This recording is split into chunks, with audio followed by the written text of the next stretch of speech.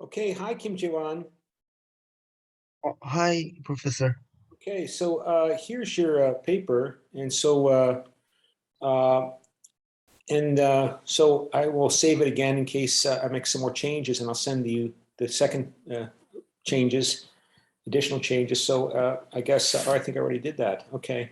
So let's go through it here, and um, so the current political systems of the People's Republic of China resemble the ones in the Soviet Union in the Cold War. Most of all, the communist is still going on today and completely opposed democratic. Okay, so I mean, like I say to all my students, avoid making blunt, general, sweeping statements because I only have to think about one case where China is, you know, has values similar to American values to disprove your statement, and therefore your statement is wrong, and therefore it makes the entire essay less credible, less persuasive because you made a statement that's not true. So, for example, I could say China is very much focused on um, um, uh, economic individual enrichment. America is all about self-improvement through getting more prosperous and develop and getting rich for a person. Is that a part of American democratic values? Yeah. Is that part of Chinese values? Probably, yeah. Just like it is in South Korea, right? So that's why I say avoid categorically blunt statements like this one, because first off, you don't define what you mean by American democratic values, and of course, even America has, and determining what American democratic values are is challenging because they're the ideals and the images and the propaganda that societies create and distribute to you and to me and to themselves. And then there's reality. We can call those propaganda, we can call them ideals, but they're the ideals, the image, the dream is not often 100% like the reality, right? So that's why be careful about making such bold statements like that. I mean, what you might want to do is continue to keep the analysis very close to what's in the textbook, adhering very closely to the discussions and frameworks provided in the textbook. So, like in the beginning of the textbook, I know I'm asking you to use and cite information from 3 different chapters, from 7, 9, 8, 9, 10, 11, 12 of the textbook. But at the beginning of the textbook, there's that discussion about liberalism, constructivism, and realism, or realism, liberalism, and constructivism. And liberalism as a no, not liberal, realism as a general theoretical framework tends to portray a picture of the world in which, because human nature is basically not very pleasant, human nature has a drive to dominate and control other humans just for its own sake.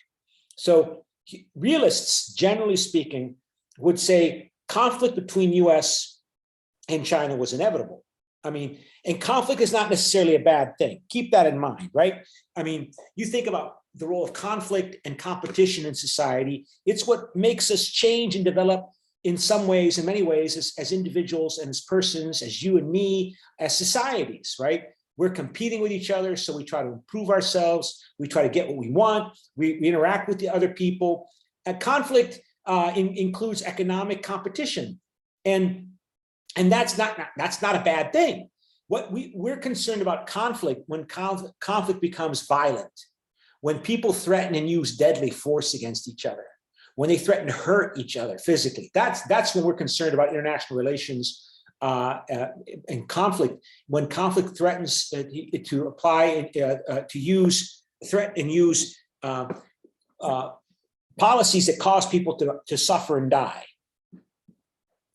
Yes. And so and suffer has to be understood in terms of physical suffering, because spiritual suffering is one thing. Competition, economic competition suffering is one thing. But when we, for example, put sanctions on a country and we're hurting its economy, typically we're not hurting the people at the top of the political system. When the United States puts sanctions on China or puts sanctions on Russia, it's not Vladimir Putin. He's not going to suffer from that, right? The Russian people are going to suffer from that, or some of them. You might want to target some of those sanctions, like the Americans did on particular Russian officials and and figures in terms of their ability to travel to Britain or get a visa to go to Western Europe or United States, or the ability to use the banks in America, the financial systems in Britain. Okay, that affects their lifestyle, but typically, those people are not going to be in danger of losing their jobs and not being able to find money to pay for food and pay their rent, which is what goes on, for example, in Iran, as the United States puts sanctions on Iran, or Afghanistan today, right? The Americans refuse to recognize the Taliban regime in Afghanistan because the Americans have labeled them as supporting terrorism. So as we speak, Afghanistan is on the brink of mass starvation because they can't engage in international trade, legitimate international trade, because you need to have access to foreign financial institutions and banks, and you need to have money in American banks and British banks if you're going to do trade with these countries. And the Americans have said, no, we're not going to do business with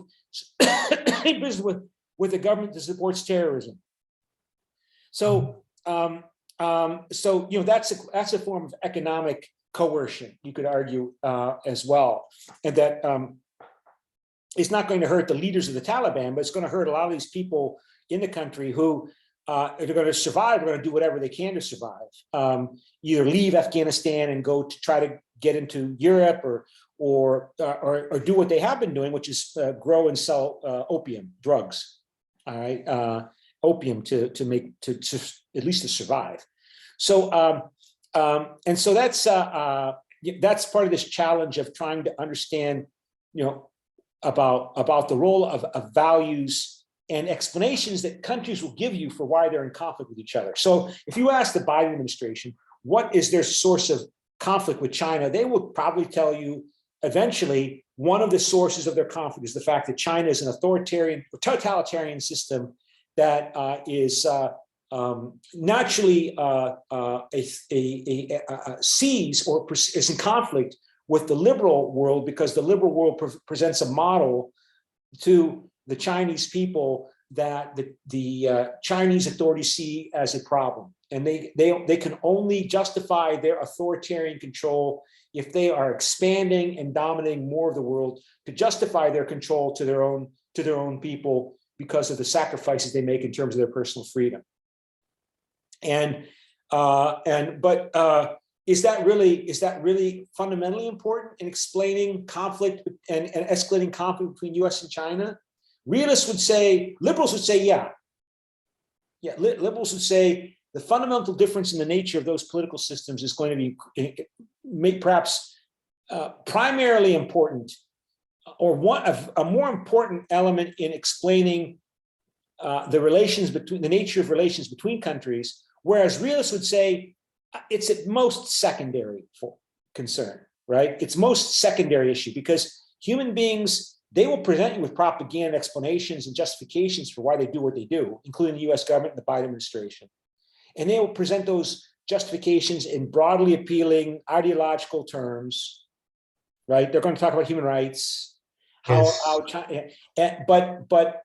but really, this feature of human nature to expand your influence to correspond with your capabilities to have influence. And what is influence? It shapes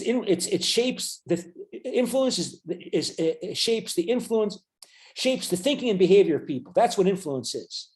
It's control over the thinking and behavior of human beings. And realists say, as a country gets more and more power in terms of more and more economic capabilities, more and more military capabilities, more and more technological capabilities, compared to other countries, it will act as if it wants to expand its influence over you and me and everybody else in the world, over our thinking and our behavior, because that's what humans do. And so whether or not you at the top of the system, you have the United States, which emerged during the Cold War and then after the Cold War as this predominant power in the international political system. And then you have China, which is growing and developing more rapidly than the United States. And it's much bigger than the United States. And so it's becoming more, its power capabilities are becoming more and more great relative to the United States, which means it will want to have more and more influence in the world.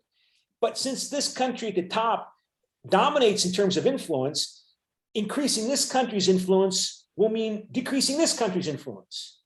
And this country will resist. This actor, this state will resist.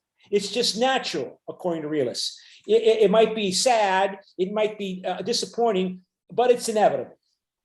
And so China could be a monarchy, it could be a democracy, it could be some other kind of political system, but the fact that it is growing economically and politically and militarily more powerful compared to other countries, it will be increasingly in conflict with this actor that's at the top of the system. And the comparisons that realists make is like, for example, 120 years ago with United Kingdom and Germany. Right? The United Kingdom ruled the British Empire. It dominated the world's oceans like the US dominates the world's oceans today. It dominated the world's financial system like the US does. And then here you have Germany becoming more and more powerful at the end of the 19th century because it's growing more rapidly, it's industrializing more rapidly, it is increasingly in conflict with Britain because Britain sees Germany as a challenger to Britain's place in the world in terms of the institutions that of the world that focus on Britain and Britain's influence, not just in Europe, but around the whole world, in Asia, in Africa. Germany, Germany wants an empire, right? Britain's got this huge empire. It's created over 300 years. Germany unifies late, around 1870s, and it wants an empire because it wants to be treated as an equal to Britain. And that means in 1890, that means you have to have an empire because that's what people, and Japan feels the same way. And they even believe you can't have a thriving economy unless you have an empire, right? And so, but in terms of the difference of the political systems between United Kingdom and Imperial Germany in 1900 or 1901, how different were they? I mean, as societies, politically, they both had elected parliaments.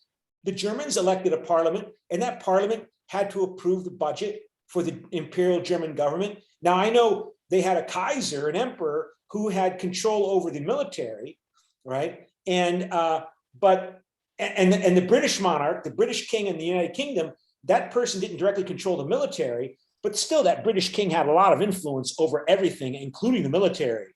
Maybe the German king, the British king didn't exercise as much control over the military and foreign policy the way the Kaiser did, and that makes a difference. But otherwise, the Kaiser and the British king, they were cousins. They were related to each other. Yes. They're both Christian countries. They're both European countries. They both had a German roots because Anglo-Saxon society has relationships to Germanic languages, and I mean, you can make the argument that Germany and United Kingdom were much closer as political systems than United States and China are today in 2021. Yet that closeness in culture and political systems and sympathies, it didn't prevent Germany and Great Britain from having an increasingly intense relationship that didn't cause World War I, but set the stage for the First World War. That Britain thought, Germany wanted to challenge the existence of the British Empire or British interests that Britain had established, and that eventually Britain had to join what became the First World War so they could control the outcome of that war to protect the British Empire. But who were the allies of Britain in the First World War? Russia. I mean, even the British king was related by relationship as a cousin to the Russian emperor. But you can make the argument that Russia, as a society, politically and economically, was much more different from the United Kingdom than Germany was. And yet Britain was allied with Russia during the First World War until the Russian Revolution happened. And so realists would say, the differences in political systems, that's not insignificant. I mean, but it's not primarily important, right? And so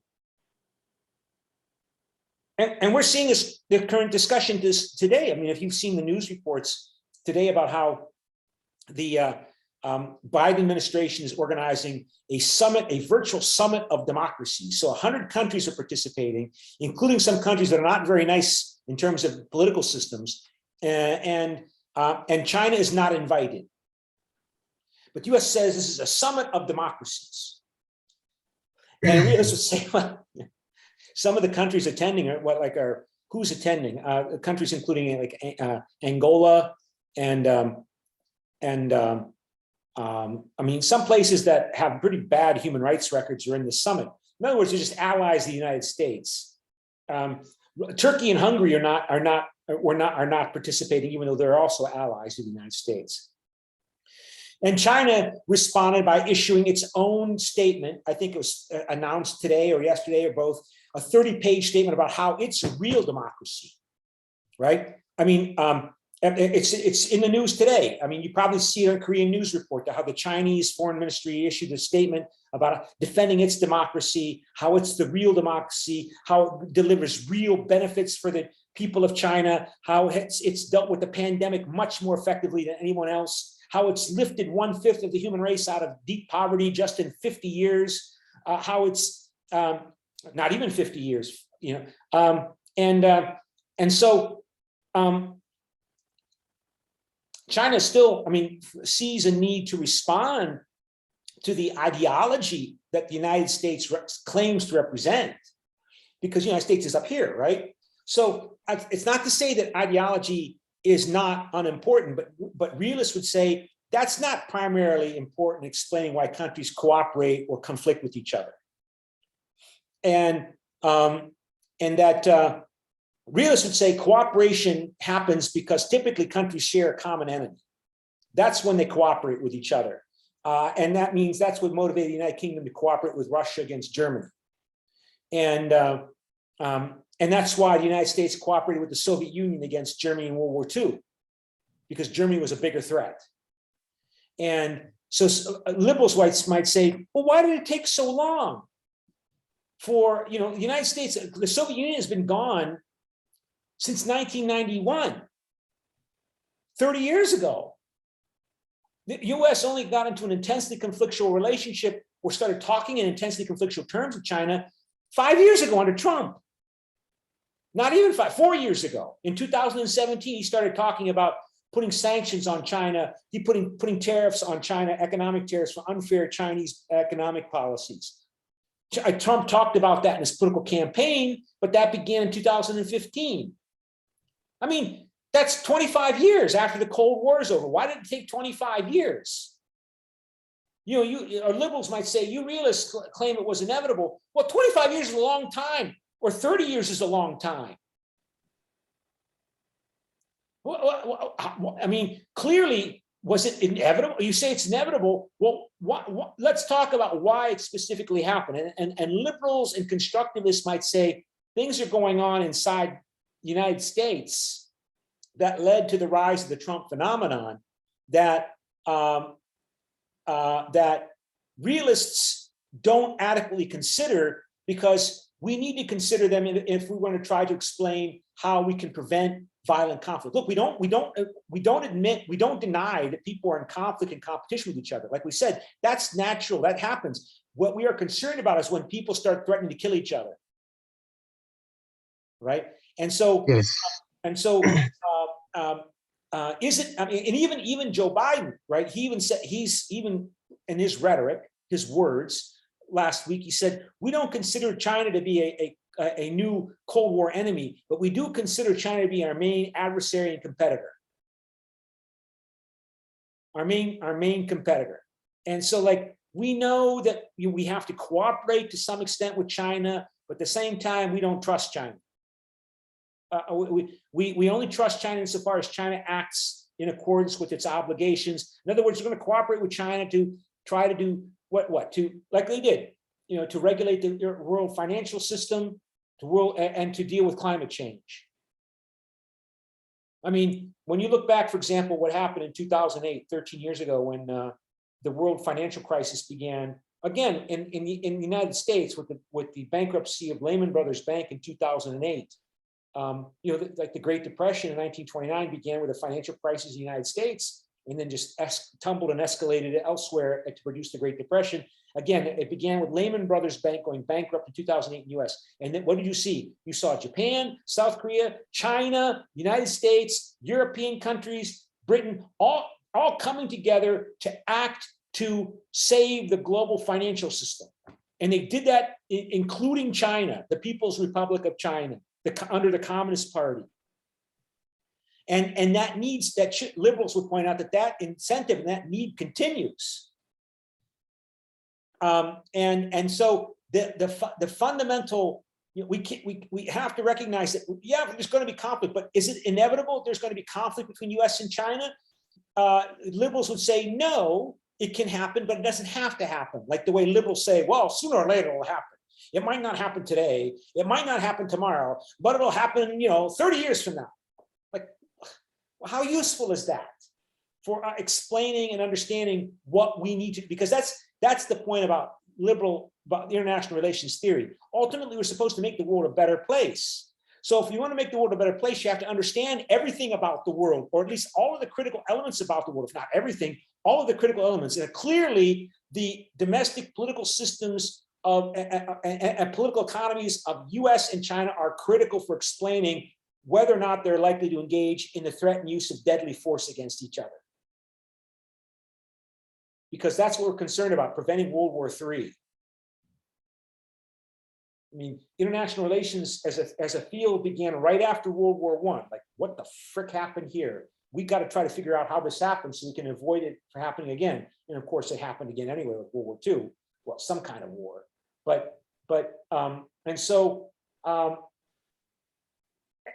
from my perspective, the constructivist perspective focuses more on nationalism. If you want to explain what's going on, you can't just look at the political and economic institutions in these countries. You have to look at the relationship to people's identities. And somehow identities are critically important for explaining whether or not countries are nationalistic. And on the basis of being nationalistic, they might desire power and influence. But is it inevitable that countries' identities cannot evolve and change? Can the European Union create a European identity on the basis of these European national identities that goes beyond these European identities? Can globalization create interest groups in Washington, in Beijing, in Moscow that are going to push for, we'll have competition and conflict, but ultimately we have to regulate the global economy together if we're all going to have a better life in the future, including for China, including for US, including for Germany, and so on. So, and that's,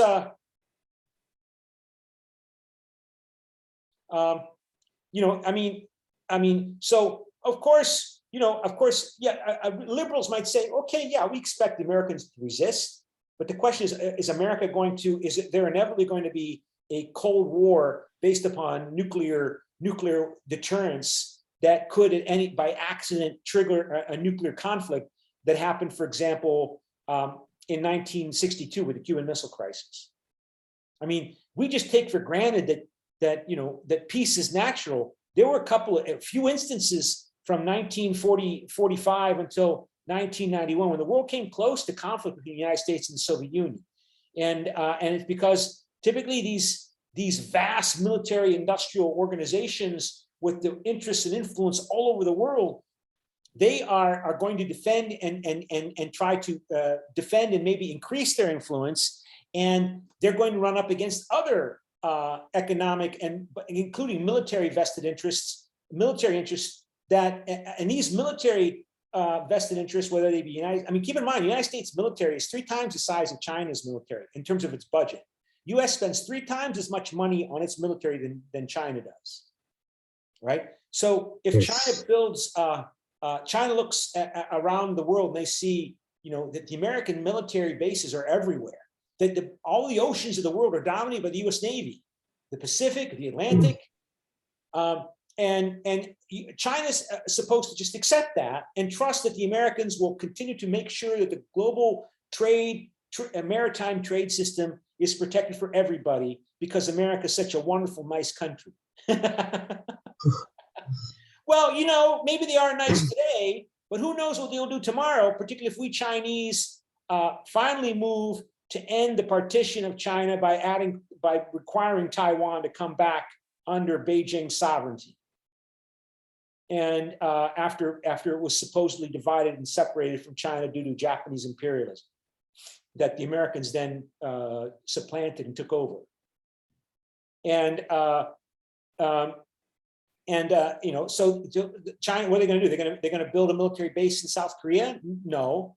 The North Koreans are not allowing the Chinese to build any kind of military bases in North Korea. But so what is China doing? They're building military bases in artificial islands, right, in the South China Sea. And there was just a news report today that I think China, well, they have a military base, I think in Djibouti, in Africa, and they have a military, and they're negotiating with Equatorial Guinea to have a Chinese Navy base in Africa. And of course, I was listening to the news report this morning about this, and of course, the U.S. military is all concerned. It's their job to be concerned. Their job is to assume the worst, to prepare for the worst, because they're supposed to be prepared for the worst. So they assume the worst. They're predisposed to assume the worst. But the problem is when the military industrial complex is so big, like it is in the US, when these people assume the worst, that's a lot of people with a lot of power, domestic power capability in the United States, assuming the worst and portraying the worst and trying to convince other Americans through the media and through their contacts in universities and think tanks that the worst is going to happen. I mean, the Americans have hundreds of military bases all over the world. China wants to build 2. They have one in Djibouti on the west coast of Africa. Now they want one on the east coast. China's, oh my God. I mean, that's what I heard this morning.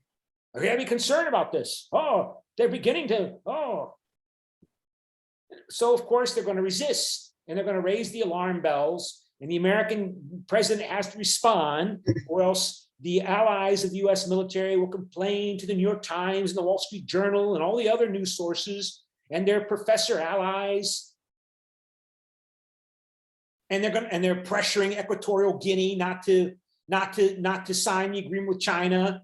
And what if Equatorial Guinea has to make a choice? And then if they say no, China's going to respond with hot. So I guess liberalism and constructivism would emphasize more the liberalism would emphasize the role of domestic institutions and domestic political and economic institutions in a country, including their vested interests. But constructivism would emphasize more the emotional side of those interests, shaping and defining fundamental assumptions about self-identity, about what's right and wrong, what it means to be an American, what it means to be a Korean, what it means to be. So a Korean is naturally anti-Japanese, right? You don't even have to think about it. And constructivists say, well, why don't you think about it? You were constructed to be that way. I was constructed to be American. He was constructed to be Chinese. You're not just born to be anti-Japanese. You're made that way. And why are you made that way? And whose interest constructed you that way? And can we construct you can we construct people living in Korea in some other way, in today or in the future? And whose interest? Because constructivism emerges out of Marxism and the frustrations of Marxism. It's often called also neo-Marxism. That, okay, we understand that people are not driven by their class economic objective interests. But we do want to understand why do people I almost said are brainwashed. They're like really interested in how people refuse to understand or just assume. Why do people assume the world to be the way it is when there is no way? The world is not naturally one way or the other. It's constructed that way in our brains. And who is constructing it? How is it constructing it? Whose interest does that construction serve? What are those interests? And can they change? And, you know, and Europeans, they might look to the European Union as a laboratory case study for those change processes. But we're running out of time here. Do you have any questions? I